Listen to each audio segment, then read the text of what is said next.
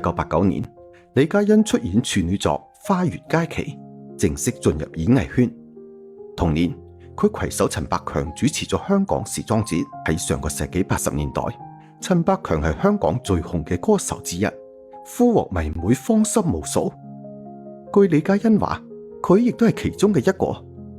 不過，大美人嘅仰慕並冇喺陳百強心裏面泛起乜嘢漣漪，佢早已經心有所屬，深愛住另一個女人。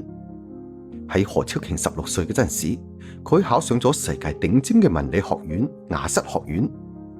佢滿心歡喜，憧憬住某一日能夠成為好似簡·奧斯汀咁樣嘅女作家。但係父親何鴻燊卻係皺起咗眉頭，命令個女去讀商科。何超瓊只好乖乖咁聽話，赴美攻讀聖塔克拉拉大學，主修市場學同埋國際商業管理。1981年嘅暑假，對文藝夢念念不忘嘅何超瓊拉住大房嘅細女何超紅報咗 TVB 嘅訓練班。佢半隻腳踏入娛樂圈，喺一部叫《突破》嘅電視劇中邂逅咗陳百強。男靚女一見如故，好快成為咗無話不談嘅密友。亦就係喺呢一年，賭王長子何猷光因車禍去世，何超瓊被選做新嘅繼承人。礙於彼此嘅身份，兩情相悅嘅兩個人滯內斂，對外只能夠以朋友相稱。之但係言語能夠作假，愛意卻係收唔埋。1988年喺陳百強30歲嘅生日宴上，何超瓊坐咗喺女主人嘅位置，觥籌交錯間，未婚嘅陳百強枕咗喺何超瓊嘅肩上。何超瓊顏如嬌花，笑意盈盈，咁樣曖昧嘅一幕登咗上報紙，標題令人浮想聯翩。丹尼仔枕千金香肩，艷福無邊。賭王睇到之後勃然大怒，命令兩人斷絕來往。喺佢睇嚟，出身鐘錶大家嘅陳百強只不過係一個普通家庭，根本就唔能夠同何家咁樣嘅頂級豪門相提並論。